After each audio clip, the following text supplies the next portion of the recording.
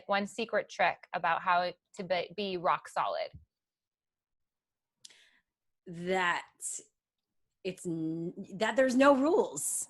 It's that there's no rules, and just to be compassionate to yourself and others. And you can go into a day feeling, I've got this, rock solid, and man, life is raw. And then, but you just got to know that it's okay. You know, it's okay.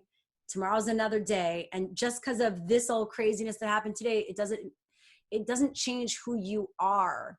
It doesn't don't let that make you feel like you don't have this, you don't got this. It's not going to get better. It's just like one moment that happens, and it gets to inform you. It's information, and it's become, can you see things that whether they work out well or not as a gift? I love it.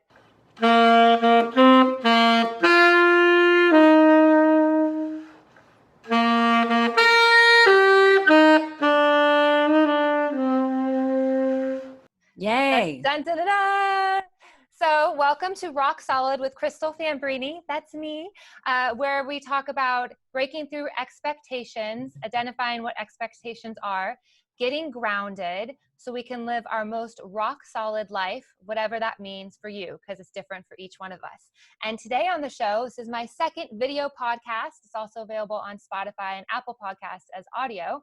We have the amazing, she's an influencer, she's a CEO, she is a lady boss, and this is going to come out on her birthday. And she's a longtime friend of mine, over 10 years. Oh my God, that's crazy. Shira Lazar. Oh, it's so great to see you on Cinco de Mayo, where usually I do have, you remember I usually have parties. So this is like, we're celebrating together.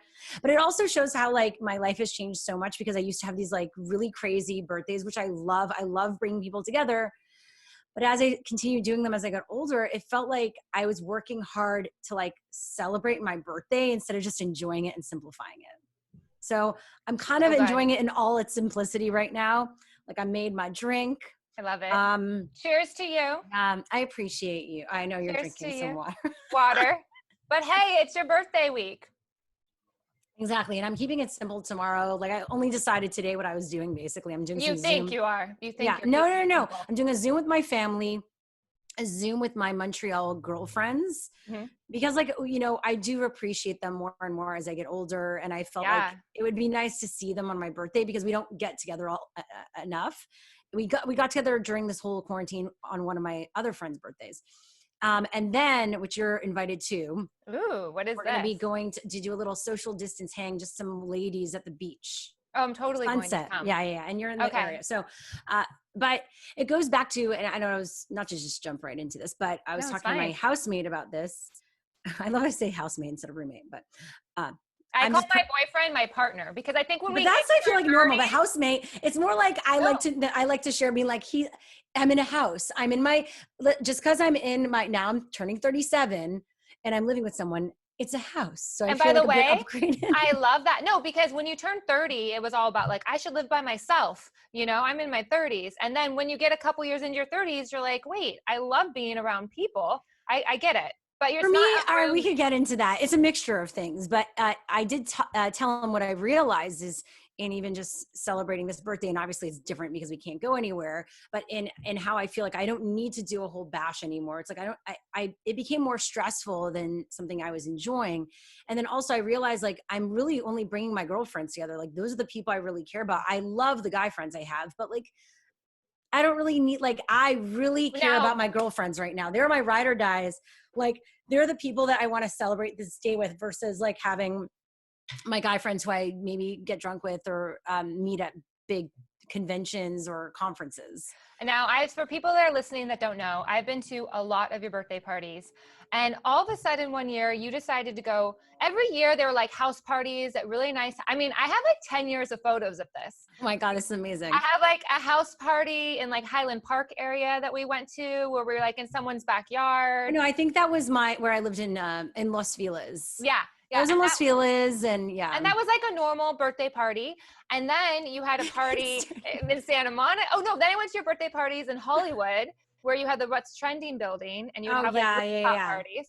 Then you had parties one time, this was 4 years ago, in Santa Monica. You like rented out a whole area. You had that was actually my housemate. It was his office area. So it was, yeah. You had mariachis. You had a food truck. You had it got crazy. area. It got a bit much. You had a photo booth. It got a bit much. And although I do know people in Hollywood, quote unquote, that do crazier stuff, I feel like mine was a bit more still like DIY, grassroots. It wasn't like a Hollywood type of party, but it was very themed.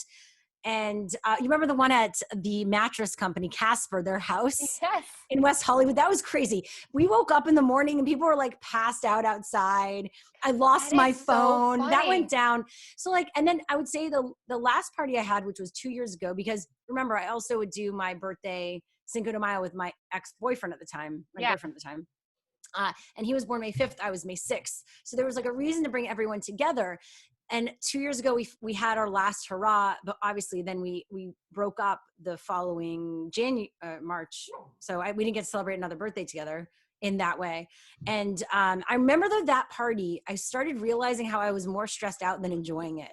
Like I was stressed out about organizing it. I was stressed out about paying everyone while I was there. I was stressed out about who was there, how many people were there. Like, I was like, this is not fun anymore. Like, this is not like, I don't need to create this pressure for myself. Well, and you've done it.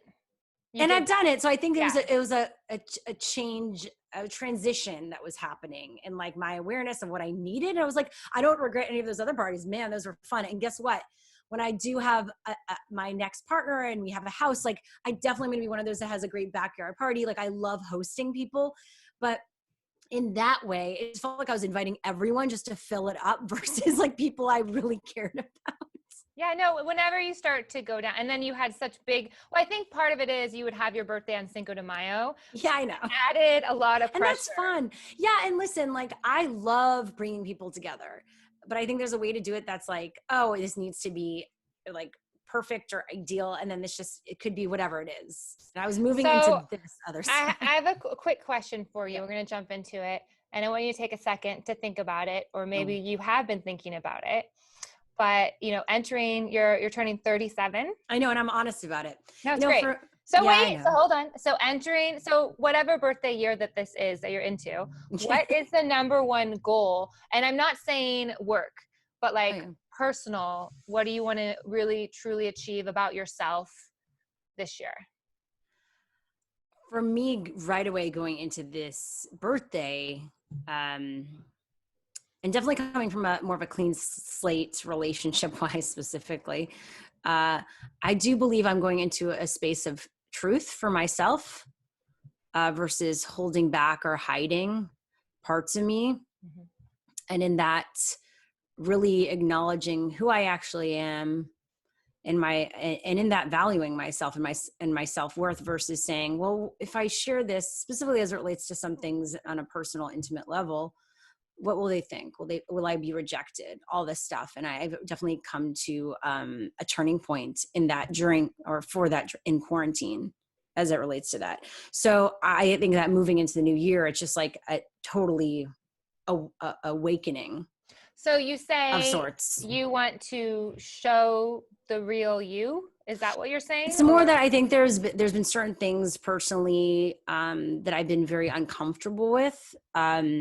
That we could talk about another thing between you and I.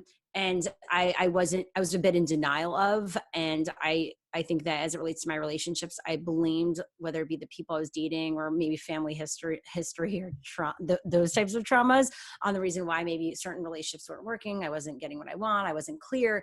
And I think there was a realization recently about something that I myself was holding back that I was completely in denial of. So that was a pretty huge moment. I'm not going to really share specifics on that. No, but it's about tapping into your authentic self and letting. Yeah, and I think we all have not just it's secrets, but also just things that we don't want to confront, and so we say, oh, it happened or it's there, but like if I don't think about it, it doesn't matter. And then the more, and so that definitely happened, and then I would say like I think that impacts me all around because I think in whatever part of your life that you're holding back, it impacts every other area of your life. Mm-hmm. And I do think going into things with more intention and mindfulness That is huge. And just being aware of my responsibility in situations and being accountable and just finding balance, really. Because I think I'm finally in a place where I know in my personal life, or in my life, where I'm really working on personal growth and things that matter for me and that support me and being my best self. I know what those are now, and I'm still open as I learn. And then I have my work stuff, and they're now starting to blend more and more, which is amazing. But I'm starting to realize like more of the balance, and it doesn't mean it's perfect. And I go from one extreme sometimes to the other, but I am starting to be more aware of why those things are important at finding that equilibrium. So, and almost being grounded at all times. Yeah. Which for me, like, listen, I'm a hyperactive person. You know me, like I get passion. I go at lightning speed. Right. And that is just part of me. I think I have that sort of nature based on just like when I was younger, I was always like that, jumping around. I don't want to take away who I am or dim my light in that way, but it's saying like, understanding where things are coming from and like what your intention is. And then also like people pleasing. I think that I have a really hard time, or I have had a hard time with knowing certain people think certain things about me. And so once again, it's finding that balance of saying like, how do I get to be accountable and responsible and take that feedback and take it seriously because that's someone's feelings, but also be compassionate to myself in that and understand where I actually am and who I actually am. So I don't let that really control me and the outcome and where I'm at in that moment. Well, being grounded, and you kind of mentioned it, and I feel like other people might think this too. Just because you're grounded doesn't mean that you're going slower, or you have less energy. That's the thing is I always think I look at it just means that you're clear. Grounded. It's just that you're clear. And then whatever you're doing, you're doing it 100%. That's all you, no regrets. And this is what you want to be doing. And if you can take like a second to make that decision, if you know that it's right, but in order to take that second or take that 10 minutes or take those days to make that decision, you have to do the inner work first, right? So you're very solid. And I think that going into this quarantine, it's funny. I was having some interesting moments, like when I was doing yoga and doing different things that I really enjoy. I started being like, what is it that I'm connecting with here? Like, I was like, wow, I just feel like at peace in these spaces. And I started wondering, why don't I move towards those things then? So, obviously nothing's perfect, and life and work, there will be anxieties, and it can be stressful. Right. Right. But I kept on saying to myself, like, if I know these spaces make me feel better and at peace, like, why aren't I doing more of that? Why is it like a pastime or something that's on the sidelines of my life? And so I think that's been a really big realization, like as we launched this project, which you've been such a supporter of in this quarantine, PeaceInside.Live. And listen, it's a slow roll. It's like, we're growing slowly. We're like on our third week. And what I think is so funny about PeaceInside.Live, and that was one of the reasons why I wanted to have you on today and wanted to commend you about that, because you launched this new platform, and for right now, it's free. I assume at a certain point, there might be a paywall or some sort of. Yeah, it's donation-based and tips. Like on demand will still be donation-based right now. And I depending on where it goes, listen, like. But it's 2 free virtual events a day, every single day, which is fantastic. So you can start your day and end your day with some sort of meditation or chakra work or a live conversation. I mean, you had His Holiness the Dalai Lama's translator on for the kickoff, which was amazing and beautiful. And I really loved the kickoff. That was special. Are you going to have those available on the site at some point so people can go back and listen to them? Yeah, by next week we are. That'll be neat. Yeah. What? I said that'll be neat. The one thing, the funny thing about it though is, which I'm going to tell you here, which I haven't told you yet, is that it just makes me laugh, and it's nothing bad. It's cute. It's just like, we went to Marky Costella's hosting class when we first went to Los Angeles, and it was how to be a host, how to have a personality. And Marky used to define this thing. Yeah, or how to use your personality to work for you on camera and to be a broadcaster. And one of the things was find your ism. So that like really resonated with me. Like if you take a basic script, look at the script and like find 3 spots where you can add in your personality, like whether it's a couple words or like a sentence, nothing crazy. So I always like, oh, well, what's your ism? Like what's your defining trait? And so with PeaceInside.Live, I see your ism, your Shira ism. What is the Shira ism? Can you tell me? It's because you have like a different person on every single day, and it's something always different. And I love it, but it makes me laugh because it's so much energy. You know what I mean? So it's like every single day is something different. I thought originally it was going to be like, oh, you meditate with the same people. It's going to be like really, like you just have like you and your partner meditating like in the AM PM every single day, and that would be great too. But no, you had to go full on Shira. I know, that's the thing is every single person involved that and every single day have something different. Well, that's the thing. It's like it started out. Yeah, this is one of those moments where it did get like a bit like, okay, this like is getting a bit. This is getting a bit much. Like so, when me and Jordana, who she's great. I love her voice. Oh no, I love her meditations. Amazing. She's stuck in Bali right now. Is that what's going on? No, Thailand. She's stuck there. She's in. Well, now I wonder if she could leave. They were under quarantine for 2 weeks. Okay. Stuck inside. I wonder if there are flights leaving from there. I'm not sure yet. I feel like she's like finding a reason to stay there. Anyway, yeah, why not? But why not? And it actually helps us because I'm up during the day. I'm up, and then she's up when I'm sleeping. So we're kind of like working 24/7. No, it's great in a crazy way. So the thing is like, this is an interesting process and situation because. We've known each other for 15 years. We've known, or, even more, the beginning, when I got to LA, I was working at this, or working, quote unquote, like to get experience. I found this female e-zine for music, and they said I could get credentials on their behalf using their name in LA. It was my way of getting on the red carpet to practice what I was doing and get video for my reel, basically. Yeah, get those reps. And so she was in Jersey doing that music writing. She ended up moving to LA. We got in touch, but we didn't really keep in touch. And she actually ended up connecting with a lot of people on one of my birthdays, oddly enough. This was 6 years ago. She met some of her first friends in LA, longtime friends at my birthday, and opportunities that happened because she met some of those people at that birthday, which is crazy.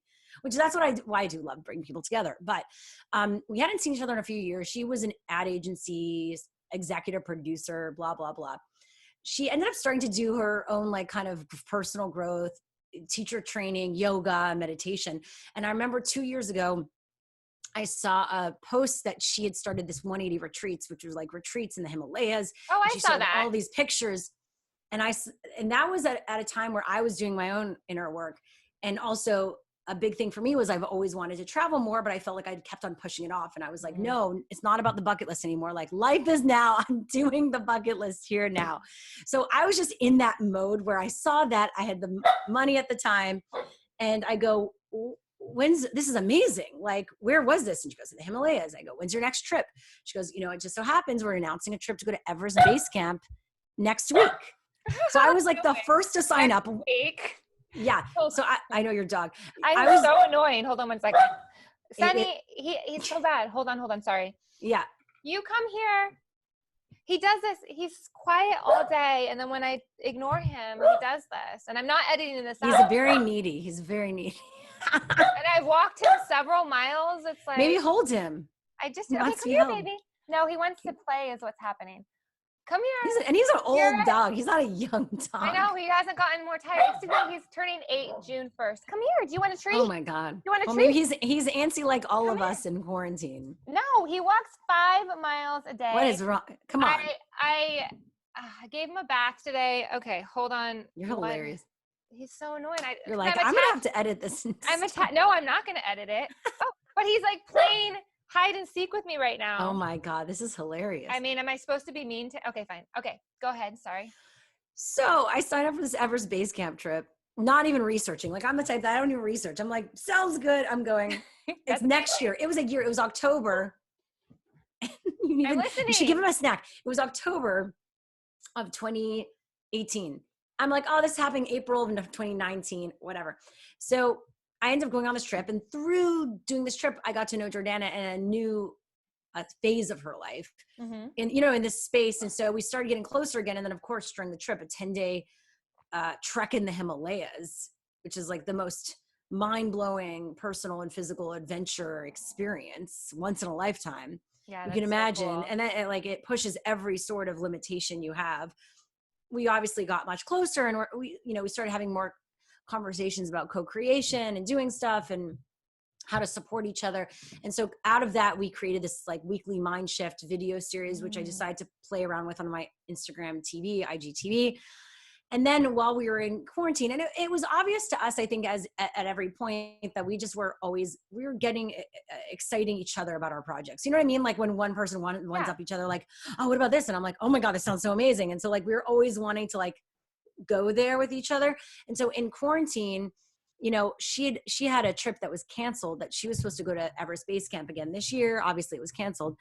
And so she was like, I'm going to do a retreat. I'm going to do a virtual retreat instead. I was like, that is amazing. And simultaneously, like the beginning of the year, I also came up with an idea. It was while I was at Ojai, I hate to say this, sounds so cheesy because I feel like so LA, Venice. I had a download. I had just like, you know, it means like an instinctive idea. Were you under a full moon ceremony? No. I was just in nature and I was a bit disconnected that weekend. That's fine. And it means like you just have like one of those inspiration where you're like, it feels like you have an idea of something that feels really right. And for me, it was like, I want to create a newsletter or some sort of newsletter on positivity and inspiration. And so when she said she was doing the retreat, but like, I knew that how challenging it would be to like, just get people on board for another freaking newsletter. I was like, I need something like a service of some sort. Like what? So when she said she was doing the virtual retreat, I was like, well, I want to do a newsletter. Like, what if those people would like the newsletter we're doing? And like, then she was like, well, and then she did this meditation and she's like, I came up with this thing called PeaceInside.Live TV, where it was like, what we're doing for the retreat, but like programming like it's a TV network. And then I'm like, well, why wouldn't you do that just on Zoom Live as different classes? This is before COVID. No, this was just like the end of March. Okay. So I think even like things have moved so quickly. Like even when I started doing Instagram lives on my personal Instagram, people were doing Instagram lives, but it wasn't even that much. Like I find like I started doing it, and then not just me, but like it was like people start realizing, okay, this is the thing that we should all be doing. Like when I it was like Miley Cyrus said she was going to do one. And then it ended up ramping up very quickly. And even these Zoom classes, like a lot of people weren't doing them. So by the time we even launched, the whole space had changed. So we decided we were going to start navigating it. And I found someone to create a site. And of course, as you say, it went from idea, fun passion project side thing to like, oh shit, this is like we want to act like this is a side project, passion project, but now it's feeling like, no, this is a real thing that we have a responsibility to. But not just that, it's like we actually love doing it. It's a lot of work, but it's like, this is something that aligns with all our values and our passions. So it's like, why not try to make this something? But we're also, it's like that balance of, where it goes back to that word balance of going with the flow and letting it kind of do what it needs to do without pushing it too much. And also understanding that we have other stuff going on and it needs to stay fun, but we're also trying to be responsible to it and like put our best foot forward. Yeah. So it's an interesting process. And like, there's been some really interesting realizations through it. Like one, definitely me and Jordana got very stressed at different points and we're like crying and we're like, this is not supposed to be one of the stressful projects. Like it's all about mindfulness and meditation and we're freaking out. That's funny. And so part of that was like checking ourselves and saying like, we're creating something where we're trying to create this space and these tools for people, but like, we're not practicing it ourselves. So it's been a very big mirror to our own lives and our own behaviors and how we get to like step it up and be more mindful ourselves. So it's like, I said that I wanted to like do the quote unquote work and like really elevate and really check myself and really like confront my own demons and like get to that next level to really be who I am and truth and freedom and all that. Well, like what crazier and better way to do it than like start something where you get to like not just like bring the work to others to be of service, but also in that you get to practice it, not just in like practicing the classes, because I have classes that I get to practice and support the teachers and facilitators, but actually behind the scenes I get to practice. That's neat. So how do you guys choose who you feature every day? You have 2 slots a day. Well, yeah, but we have like consistent teachers during our morning and night, but they do once a week classes. So it seems like every day is different, but every week there's pretty much consistent teachers in their daily session.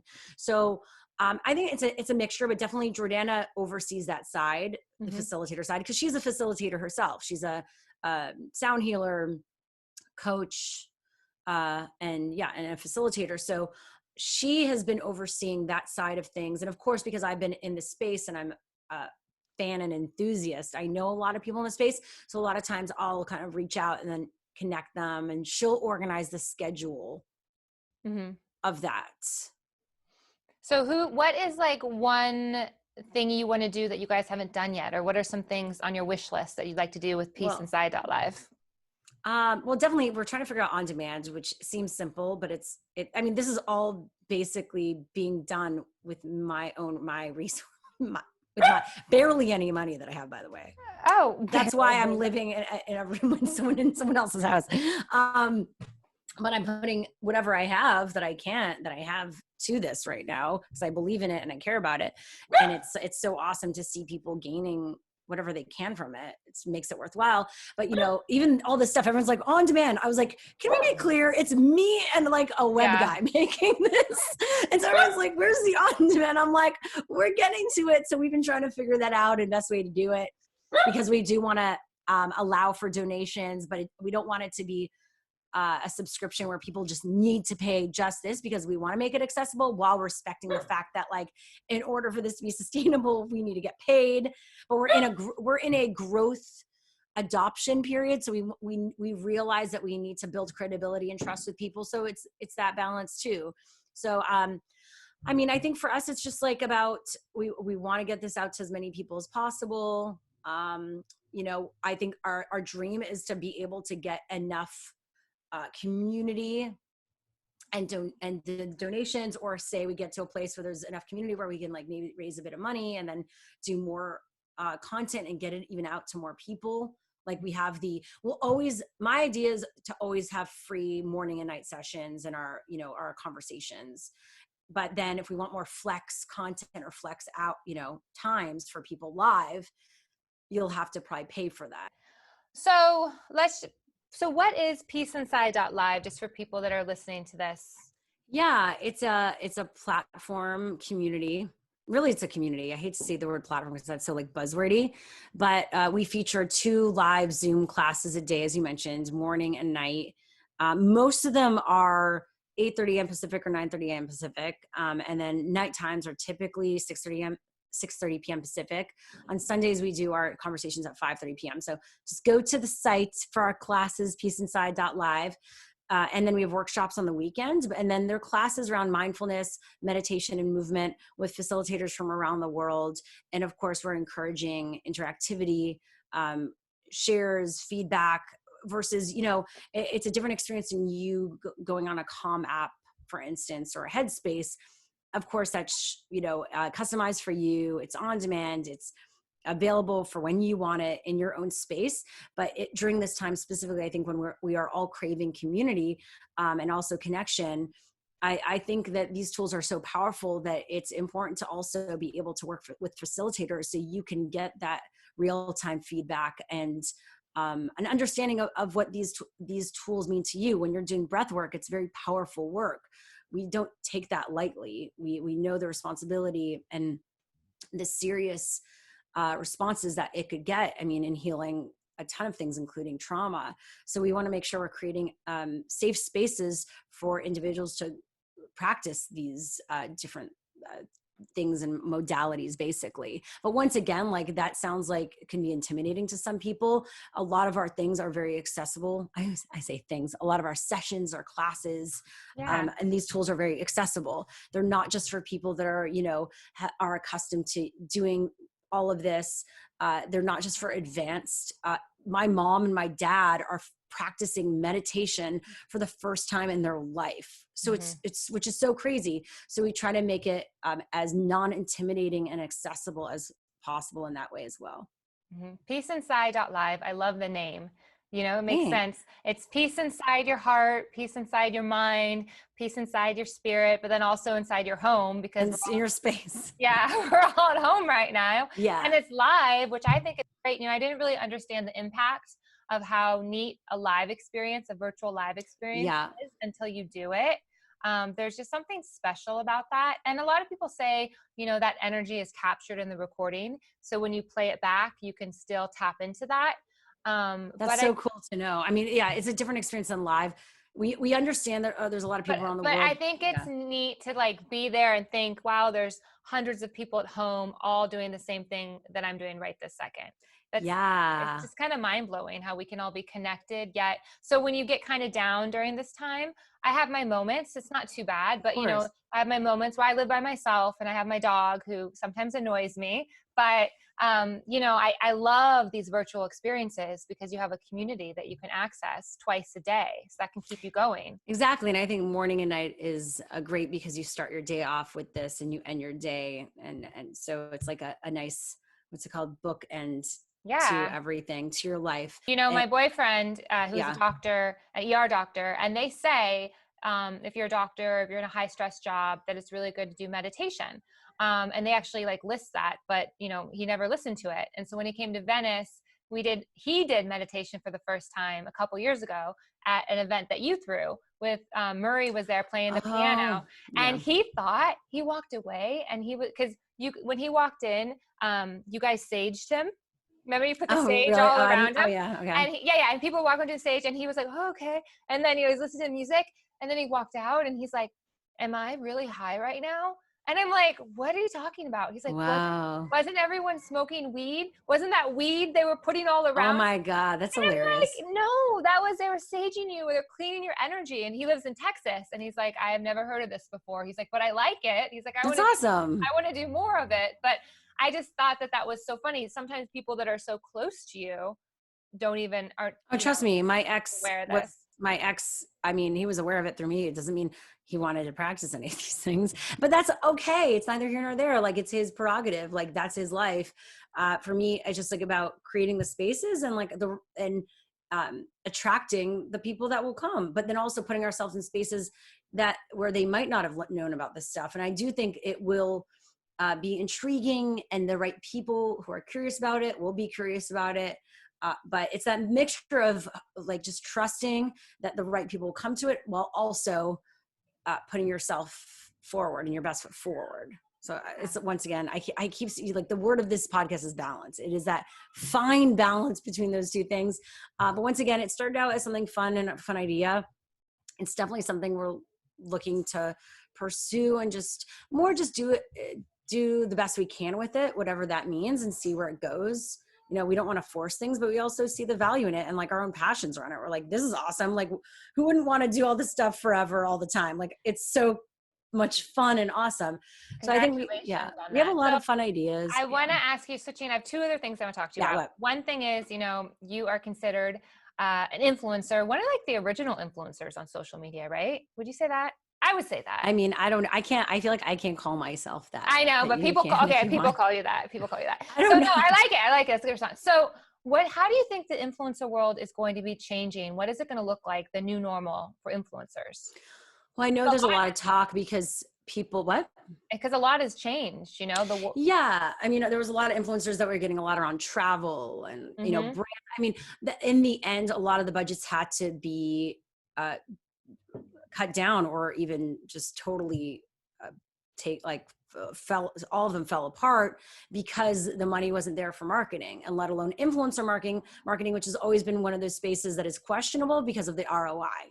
So I think people are going to really question who they work with and how. And I do think the dollars, it's going to take some time to get the dollars back. I mean, just on YouTube, the CPMs and the money you get per view per minute, that's down. And that's more of a traditional spend, you could say now. Mm-hmm. So let alone you add kind of like influencer brand deals. So I definitely do think there's a drop on that. Obviously travel influencers are going to be hit. And anything involving, I would say, brands or companies that have to, obviously the stuff needs to be transported, right? Because we're having issues with getting things to different countries or states, and the production of those things. So if it hits production, and maybe your the eyelash extensions, I don't know, that were maybe big a year ago, they might not be able to either keep up with demand, or they can't get it. So you could see that create some sort of conflict there. And they're not going to end up having the money to then market it as much, because everything's just like in disarray, the whole entire process. Mm-hmm. So I'm thinking about that. I'm also thinking about the fact that, with CPMs down, it's like just talent, quote unquote, is going to have to get not just creative, but I think also align with what they really care about. Because in the end, if things aren't as easy as they were before, hopefully, well, either people are just going to quit because they're going to get so frustrated. But my hope is that instead they say, well, what did I actually love about this? Right? And like, how can I make this work based on what I love? And then focus on that.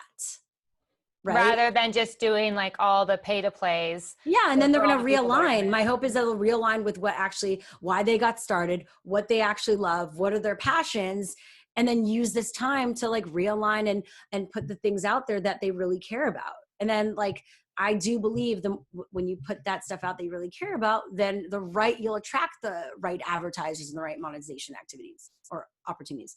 I also think that there's a huge opportunity for a lot of these talents to be bringing their expertise to other companies. However, a lot of people obviously aren't hiring, but I think that for talent or influencers to get that ready, right? To like get their business side ready, like the behind the scenes of like, okay, what am I good at? What do I care about? And how can I be ready to like target those companies that possibly I could be a creator in residence, or maybe I could help them with the influencer outreach, or maybe I can produce videos for them. So that then I could be making money and not worry. And then I could spend some of that extra money on like the content that I want to do, instead of doing content just to get Instagram likes and the content I know works for the brands that need to sponsor me. And what do you think about this new evolution? You know, I got offered to do like a Zoom show a couple months ago, and I didn't do it because I was like, I don't want to do a Zoom show, you know, like that's wow, Crystal. I did. I know. I also Allison, no regrets. I also got offered to be like one of the first like talent featured on YouTube, and I was like, YouTube? What's that? So what's the lesson here? It seems like things come to you and then you say no. Yeah, well, you're right. Last year, 2 years ago, my word is yes. We did it at your birthday party, and I typed a little yes on my intent, and I say yes to everything. But sometimes, you know, I have my challenges. And listen, no is important. It's important to say no. Like you need to trust your instincts around it. Not necessarily. I think it's a yes and like, okay, yes, I'll do that. But these are my parameters. These are my guidelines. And seeing like, oh, really sitting in it. Does this feel good? Does this not? Is this and understanding why it doesn't feel good. Does it not feel good because the people behind it or the intention is kind of off for me? It doesn't align. Or is it because it's scary or maybe challenging, or it feels like something different? Do you think that these Zooms, like once everyone is allowed to like leave their home, go back to the office, we're in phase 3, do you think this new Zooming type of interviews will sustain? Well, I think we always could use technology that helps us do our content better, or, you know, in a more interesting, innovative way. I just think that this was always around. And actually, I think that people were using this or Skype, you know, people that were innovating how they were doing their content or doing virtually. But others, maybe in the traditional sense, were like, this isn't possible unless we do it this way. And so now they see it's possible. So my hope is that it just creates more choice. Because like I remember last year, for example, even in the matter of a year, last year we were at South by Southwest and you were staying with us and you were doing I can't believe that. But listen, you were doing your radio show remotely. And so you went to a studio and actually had to travel away all that time traveling to a studio to record and come back, versus fast forward to just a year later, obviously South by Southwest is canceled, but now you're doing your interviews at your house. No, so like, I mean, exactly. So right there's an example of what's going to change in the future. Like, why would you need to go use a studio again? And I mean, it is better quality and you could do it live. I can't do the show live necessarily from here. That'd be the next thing to figure out for some reason. I mean, it just is what it is. But actually, I think I would be able to do it if my co-host was in the studio live. Does that make sense? So he could be bringing me in, possibly.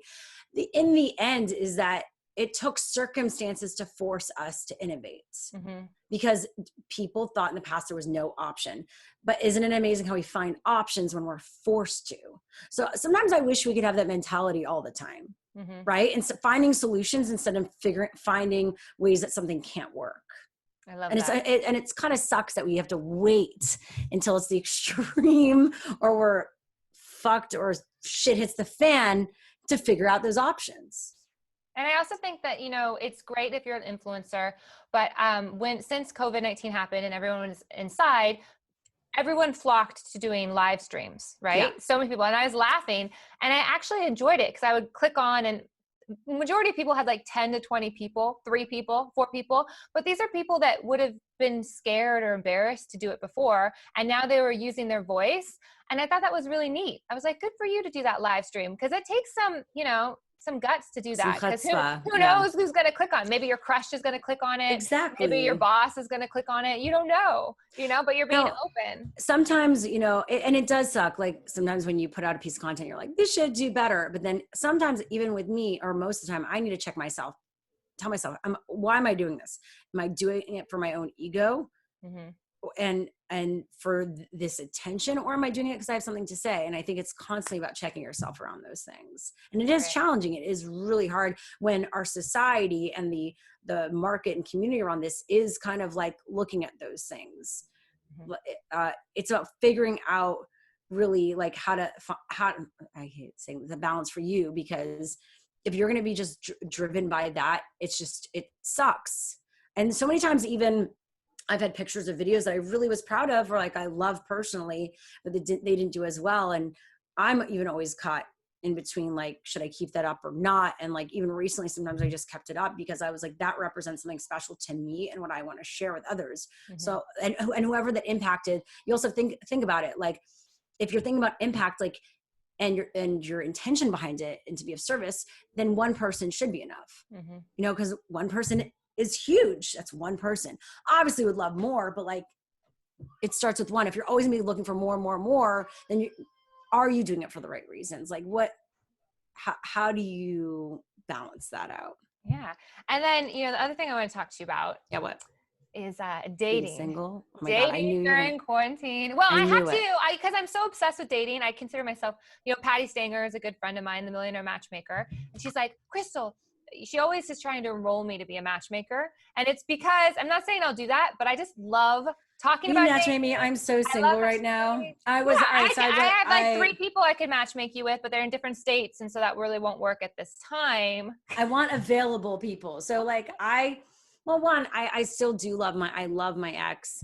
We're friends, but I know the ex story. Yeah. You guys love each other. Okay. My questions. I have specific questions for you, Shira, because we only have like 5 minutes. Right. Yeah, 1, how many times do you go on Tinder a week during COVID-19? None. I went on Hinge once. I had one Saturday night where I was like, I was kind of annoyed. Saturday night. No, I was annoyed and stoned.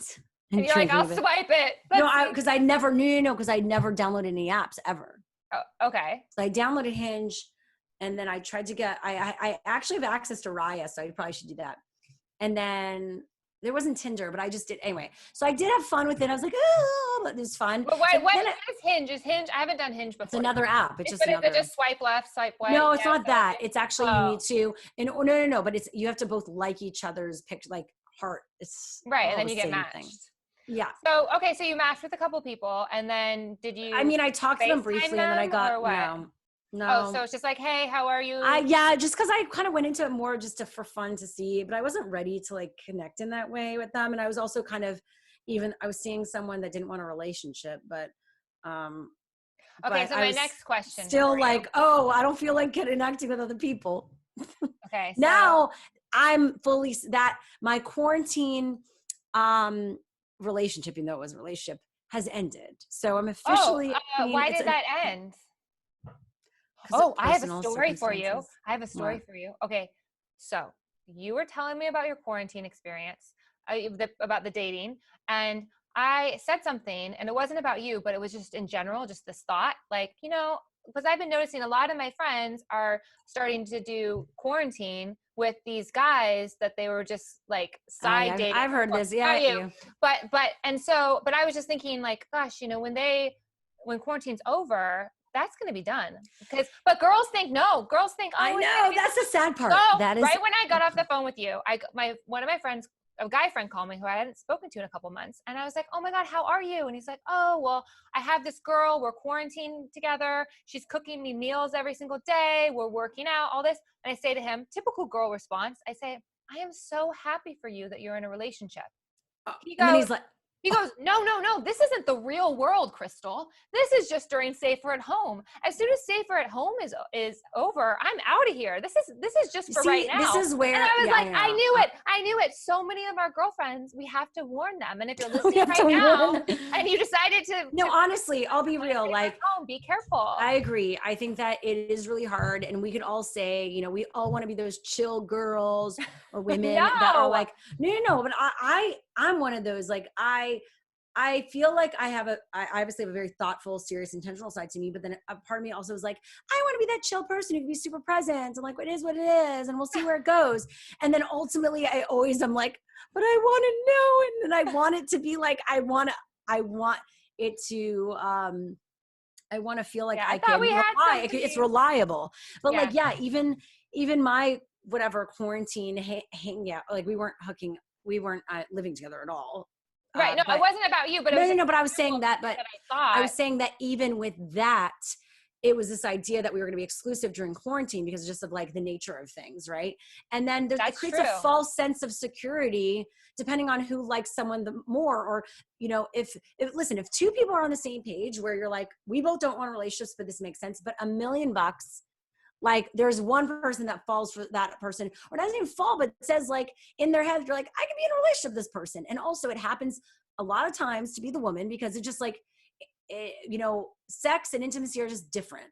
Well, like, or it could be the guy, but 2 months to someone. I mean, as a female, it's like, so you're going to have 2 months cooking for this guy. Yeah, you get close. Like this fake relationship when you could be like working on yourself, working on it's just, listen, walking, like self-development, reading books. Yes. It's hard to be alone, and it's hard. And also I think that all of this forced us all to confront things that were bothering us before. But I think that a lot of us wanted to find easy ways out. I mean, trust me, you know, for a few weeks, we decided not to hang out. And because I have a roommate who's older and we wanted to protect him just in case. Then you're being responsible. And then finally we opened it up, and then it became this like such an escape. You opened it up. You opened it up to see each other finally. Oh, again. You guys saw each other. But this person didn't have a roommate, and it was just like, it was as safe as it could be. And so, but it created once again, like this illusion of being kind of together. And then, but then there were ultimately things that were obvious that we weren't together in terms of like real intimacy, or even like thinking about the future, or even like cuddling, like things that you would do because ultimately we were hooking up. And then at a certain point, it's just like, well, someone's going to get hurt inevitably from this, right? Like even whether you like it or not, or, hey, maybe we'll develop into something. But like this idea, I think that we are playing each other in terms of like to act like you can be in a pretend play, like we're playing house play relationship, and not one person in that dynamic is going to like end up feeling something is ridiculous. So I told one of my girlfriends who is single, I said, my advice to her was, you know what the best thing you could do right now, and anyone for listening, I think this is such good advice, is that if there's a guy that's popping into your mind that you like, right? Or you've always had a thing for, but you've always been nervous to tell him, or you've been wanting him to read your mind and like make the first move, right? Which is a little ridiculous. I believe in dropping the handkerchief. Do you know that technique? So they pick it up? Yes, but you have to drop like you drop a text, like you do you do something. Yeah, and if they don't, the thing is, if they don't get the signs, then that's on them. But also, do you see the Jimmy Fallon clip where Kate Hudson was like, I would have dated you, and he's like, I didn't know, and she's like, you just didn't get any of the signals. Like some guys are though. Oh yeah, that is stupid. so funny. Guys are stupid. But right now, you know, if someone's faded out of your life, a guy that you think is cute, that you have a crush on, you can totally send them a text and say, hi, how are you? Check in. Yeah. Start that dynamic. Start getting to know each other. And yes, it might be manipulative. A guy might say you're being manipulative, but why is it you're checking in on someone that you think is cool and cute? I don't know. I just feel like a guy that, you know, wants to be a playboy would say that. Like, you know. No, then they're not the right person. But I had another guy that wanted to hang out. Wait, I had another guy that wanted to hang out. And right as the quarantine started, he wanted to go for dinner, and I was on my way, and I got really anxious. So I never do this. I didn't flake, because a flake would just not tell them. I texted on my way as he was already showing me pictures of the dinner. I said, I can't do this. I'm getting really anxious about the situation. I need to go home. And he got so mad at me where it became such a red flag. I was ridiculous. Like, great. I was like, great. You just became, this is the biggest flag. It's like the first thing that happens in your response to me for something that I think I get a pass with. And then listen to this. He went MIA for a month after I basically told him, I actually do think he's cool and I do like him, but I'd like to get to know him virtually right now while we figure this out, this whole situation. He's like, oh, great, virtually. Exactly. Hits me up a month. Hits me up a month later. You need a man. I was like, who are you? You don't even know me. He's like, well, I do know that you're flaky. Blah, blah, blah. And I was like, you're projection issues. And I was like, listen, I actually said that I wanted to get to know you. So like, you're seeing the things you don't want. You're not seeing the things that are positive in this. You're seeing the things you don't like, and you're making that the whole story. And he's like, LA people are flaky. I was like, I have some great friends over here. I'm like, I'm sorry that's your experience, but don't put that on me. And I was like, don't put your stuff on me. I'm like, and what kind of way is this to enter a new conversation? You're not even being loving. And I was like, and he was even telling me, oh, this is the only time I have to meet. I was like, no. He's trying to peer pressure you for you to meet him. Well, then he was like, let's do social distance walk. And I was like, I could maybe do tomorrow night. I don't know. I have a lot to do. He goes, well, that's the only night I could do. And I was like, who are you? Like, controller, manipulative right off the bat. No, thank you. That was my single story. Well, I think maybe you'll find someone walking around the neighborhood. I just think right now, walking around the finally beach. I think the universe has finally cleared up my, because I would have kept on seeing this person if he hadn't, to be honest, ended it and been honest about the fact that he doesn't want a relationship. So now I get to finally be on my own and really take in everything I've learned from this time, which was a lot, and really say okay, what do I actually want? And how does that inform the person I get to be with? Yes. I like it. There you go. All right. That's it. I like it. Going back to your birthday parties, I had, you remember Blake Mikowski? Yes. Of Tom's Shoes? Okay. Yeah. So I had invited him to one of your birthday parties and he had showed up with one of his friends. I would have totally dated him. Okay. Well, that is not now okay. With someone. No, he's divorced. He's single again, actually. What happened? Why is everyone getting a divorce? Can you? I will send this to Blake. No. But the point is that. Wait, Crystal, you need a hook. I feel like you actually know some good people. Maybe I know a ton of good guys. I know. All right, we need to talk. Okay, so. All right. Okay. So the Blake Mikowski story at your birthday party. Okay, and he'll die when he hears this. And Did he come to my birthday party? Yeah. Okay. Anyway, I can show you. So he came to the birthday party and brought this guy, and this guy read my palm. He was a palm reader, and he looked at my hand, and it was one of those moments where I was shook to the core. And he looks at my hand and he goes, "Oh," and this was 10 years ago. He goes, "Oh, you're going to be alone for a very long time. You're not getting married anytime soon." And I was like, 10 years ago, I haven't gotten married since. I haven't gotten married. I go, "Oh my God." I look at Blake, and Blake's like, but that moment, I've never had someone read my palm and be like, "Oh yeah, no, I don't see marriage for a very long time. You're going to live a life of being alone for a very long time." How mean is it to say that to a woman? He should have just been like, you're going to end up meeting someone a bit later than you thought. But that means you get to focus on yourself. But now if I were to meet him at a party, I don't do readings with random people when they're drinking at a party. Oh. So that's when the devil comes in to play with you. I don't believe that. Really? Yeah. I just threw a lot into that right then. Cause yeah. He's channeling I mean, you don't do usually spiritual readings when you're wasted. Yeah, but it was at one of your birthday parties and it scarred me. So I'm coming to terms with it right now. Sorry. 10 years later. That's hilarious. Yeah, Blake was at your birthday. Yeah. Which birthday? Yeah. It was the one, Russell. But I was with a boyfriend probably. I was there. Probably, yeah. It was the Casper mattress one. No. It was long time ago. The Casper mattress one was fun. You always you had photo shoots on them, and people were going crazy. Bella Thorne showed up at that party. Remember that? Yeah, that was such a fun party. There were some parties. You had pinatas, and people were like, "Wait, Crystal, was it the party at my stepbrother's house? That was also an epic party. Is that the one you invited Blake to? Remember in Silver Lake? Are you gonna go in his DM and be now I'm like, yeah, I think it was the Silver Lake. Well, yeah, it was 2008, I think. I mean, who knows? No, 2008, 2007, I think. It was a long time ago. I feel like it was at my stepbrother's house. There was an epic party at my stepbrother's house. Yeah, it was probably that party. Yeah. In Silver Lake. Yeah. Yeah. I know. Well, cheers to you. Thank you. I love you. I now need to make a new drink. I love you. You're a good friend to me. You're a go-getter. I admire you. I trust that you're going to get what you want this year. And I'm so happy for you that it's not focused on material things, that you're focused on being the best version of yourself. Yeah, And you're right. It's the first, I would of course like to make money so I could then build things and support people. And, you know, so many people are unemployed. I would love to be able to hire people, but and there's amazing, very talented people out there. yeah. Giving back. I would love to more money to give back. But I can just give myself. That's all I can give right now. Yeah. And if you're listening and have a suggestion or watching this, have a suggestion for Shira, send me a voice note at info. What? Like, oh, if you want to date me? yeah. info@crystalfambrini.com. A voice note. We need to know about the person, why you think there'd be a good match. Yes. Yeah. Maybe we'll bring them on. Sure. Live, real time. Okay. Happy birthday. I'll see you tomorrow. Bye. Bye.